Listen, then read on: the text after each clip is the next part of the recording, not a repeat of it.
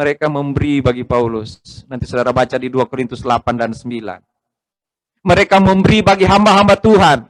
Mereka memberi bagi jemaat yang kekurangan di Yerusalem. Itu di 2 Korintus 8 dan 9.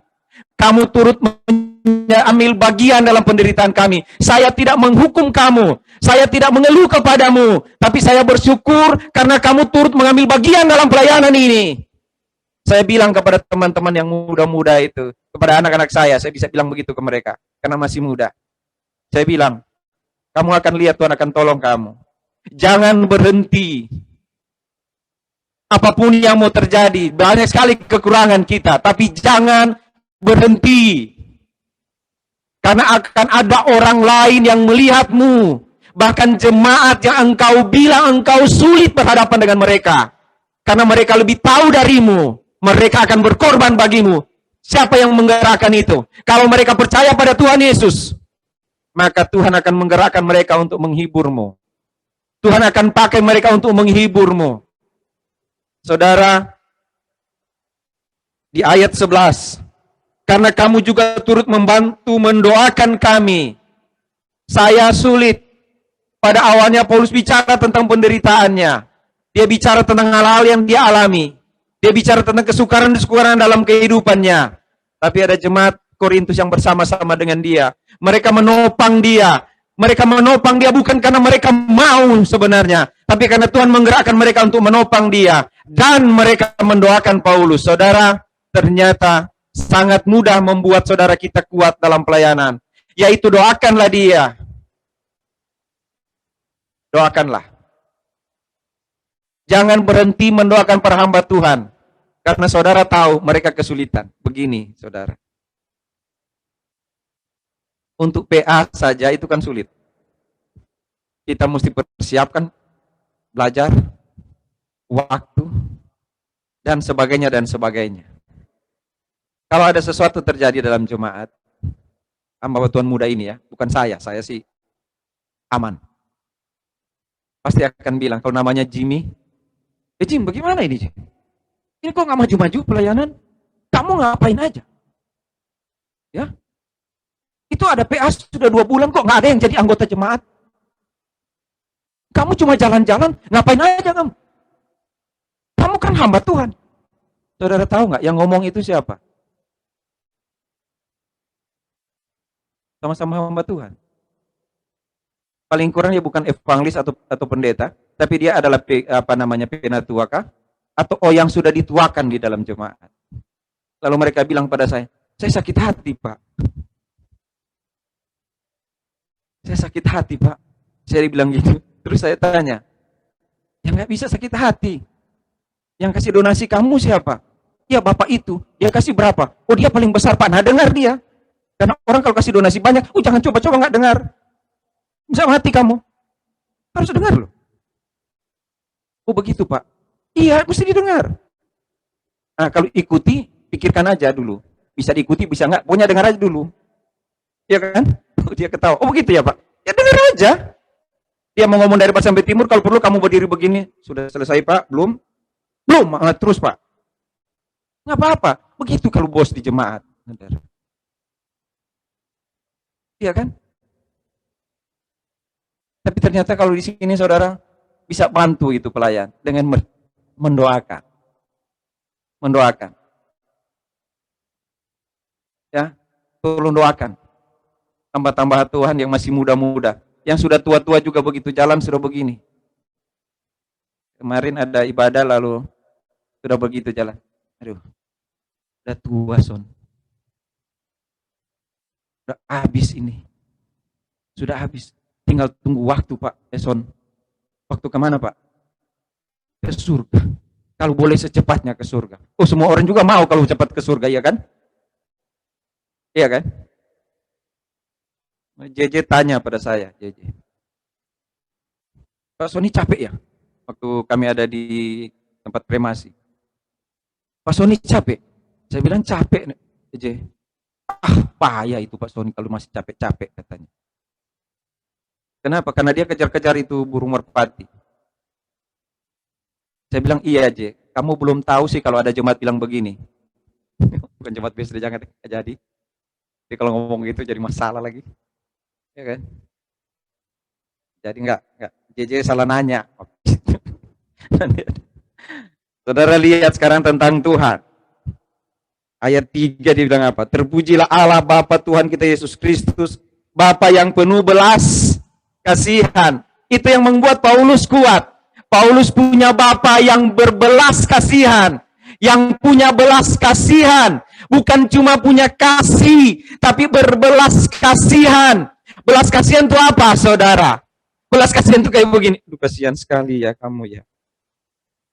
Kamu menderita ya Paulus. Kasihan kamu. Begitu? Tidak, saudara. Itu kasihan. Kamu menderita ya. Dan tangannya yang kuat itu datang pada Paulus. Tangannya bilang, Paulus kamu menderita ya. Masih ingat Paulus engkau ada di tangan aku? Masih ingatkah engkau ada di tanganku?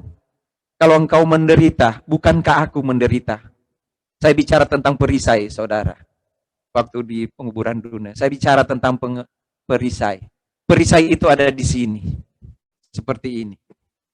Kalau ada orang yang mau tembak saya, perisai itu adalah kesetiaan Tuhan. Adalah Tuhan. Kalau ada orang mau hajar saya, bukankah tembakan itu akan pertama kena kepadanya? Kepada Tuhan? Itu namanya perisai. Dan Tuhanlah perisai. Tuhan yang berbelas kasihan itu bukan Tuhan yang cuma bilang kasihan.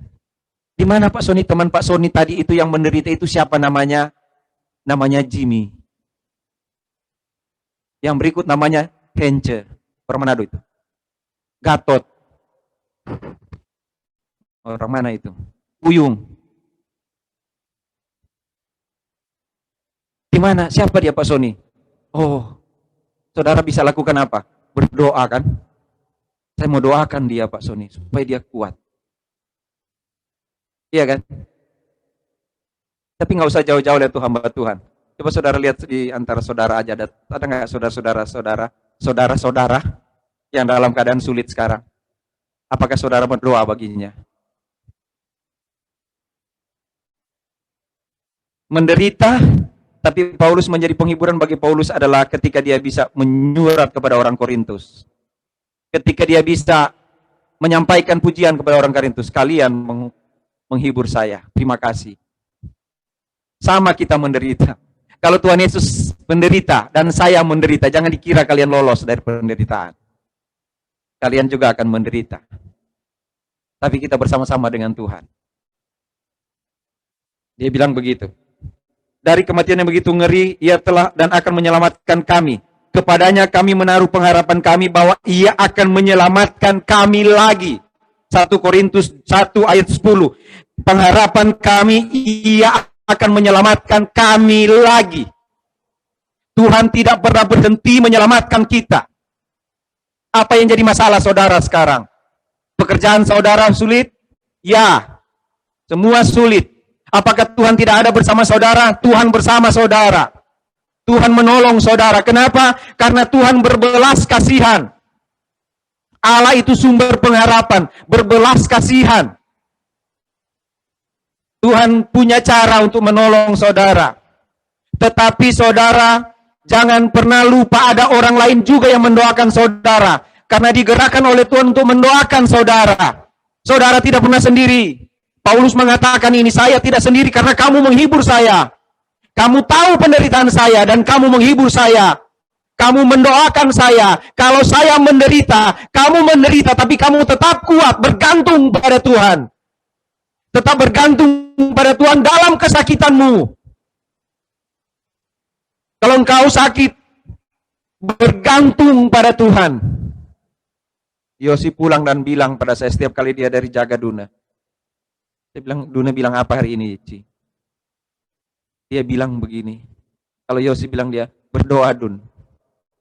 Duna berdoa. Duna bilang padanya, sudah Ci. Sudah berdoa Ci. Sudah Ci. Saudara tahu? Kalau orang sehat bilang ke orang sakit, kuat ya. Kok dia lagi sakit disuruh kuat? Saudara. Hah? Harus orang sakit dong bilang pada saya, Pak Sony kuat ya. Harus kuat, Pak. Kita yang sehat bilang ke orang sakit, kuat ya. Bagaimana itu? Lalu dia Yosi disuruh usap-usap tangan. Saya tanya ke Yosi, kalau usap-usap dia bilang apa? Ya paling kurang kamu sentuh saya. Karena kamu nggak bisa ambil sakit yang ada pada saya. Kamu tidak bisa rasakan sakit ini. Cuma saya saja. Kamu tidak bisa rasa sakit ini. Tetapi saudara juga mesti tahu, kita juga harus tahu. Kalau kita dalam keadaan sakit, kita ada di dalam Tuhan. Apakah dia akan biarkan? Masih ingat Paulus, kenapa Paulus kuat? Karena Paulus tahu ketika dia mengejar orang percaya, dia mau aniaya orang percaya, Yesus bilang dari sorga, Saulus, Saulus, mengapa engkau menganiaya aku? Setiap kali ada masalah terjadi dalam hidup orang percaya, setiap kali itu juga Tuhan ada bersama-sama dengan engkau. Setiap kali ada masalah dalam kehidupanmu, Tuhan Yesus ada bersama-sama dengan engkau. Kenapa? Dia berbelas kasihan. Dia memiliki, terpujilah Allah Bapa Tuhan kita Yesus Kristus, Bapa yang penuh belas kasihan dan sumber segala penghiburan. Kalau saudara menghadapi masalah, coba ingat ayat ini. Terpujilah Allah, Bapa Tuhan kita Yesus Kristus. Terpujilah Allah, Bapa Tuhan kita Yesus Kristus, Bapa yang penuh belas kasihan, Allah sumber segala penghiburan. Ketika kita merasakan Tuhan memberkati kita, menghibur kita, disitulah tempat kita menaruh percaya. Saudara lihat mulai dari ayat 3 dia bilang, sumber segala penghiburan. Ayat yang keempat dia bilang, menghibur dalam bermacam-macam penderitaan, dengan penghiburan yang kami terima sendiri dari Allah. Ayat yang ke mana ini? 9, ayat yang ke-9. Bahkan kami merasa seolah-olah kami telah dijatuhi hukuman mati, tetapi hal itu terjadi supaya kami jangan menaruh kepercayaan pada diri kami sendiri, tapi hanya kepada Allah yang membangkitkan orang-orang mati. Supaya kami tidak menaruh percaya. Saudara tahu nggak, kalau sudah menderita, saudara akan berpikir sendiri bagaimana mengatasi masalah kan? Kalau saudara lagi ada di perusahaan, saudara lagi pimpin usaha, bagaimana caranya supaya keluar dari sini? Saudara, Paulus bilang tidak, dia bukan. Dia berharap pada Tuhan, supaya dia jangan berharap pada dirinya sendiri. Lalu ayat 11, karena ayat 10, dari kematian yang begitu ngeri, ia telah dan akan menyelamatkan kami. Kepadanya kami menaruh pengharapan kami, bahwa ia akan menyelamatkan kami lagi. Saudara, Paulus menulis surat kepada jemaat di Korintus, karena masalah-masalah jemaat Korintus. Paulus menulis surat kepada jemaat Korintus dan melihat apa yang akan terjadi dalam hidup mereka. Sekarang Paulus bicara tentang kehidupannya. Saya sulit dalam pelayanan. Saya bukan enak-enak saja dalam pelayanan. Saya menderita dalam pelayanan. Saya nyaris mati. Putus asa, kata Paulus. Tapi kamu menolong saya. Kamu menghibur saya. Kamu mendoakan saya. Kamu berbeban bersama-sama dalam pelayanan. Terima kasih jemaat Korintus. Terima kasih dan terpujilah Allah Bapa, sumber segala penghiburan yang menguatkan kami. Kami tahu Allah juga akan tetap menyelamatkan kami. Dia akan tetap menyelamatkan kami. Itu yang Paulus katakan kepada jemaat di Korintus dan kepada kita hari ini. Jika demikian, saudara, kalau begitu, apakah engkau menghadapi masalah? Apakah engkau merasa menderita sekarang? Menderita karena apa? Tolong ingat, ada saudara seimanmu mendoakanmu. Ada saudara seiman yang paling kurang melihat engkau dan dia pun dalam keadaan sakit. Saudara lihat orang-orang sakit di rumah sakit, kalau mereka sedang sakit, mereka saling lihat-lihatan, bagaimana hari ini? Kalau engkau sakit, ada orang lain di sampingmu yang juga sakit. Dan semoga bersama-sama akan bilang, mari kita berharap pada Tuhan. Karena dia pasti sekali lagi, dia akan menyelamatkan kita. Mari kita berharap pada Tuhan. Mari kita tetap bersyukur sepanjang hidup kita. Karena dia sekali lagi, pasti akan menyelamatkan kita. Tetaplah bersyukur.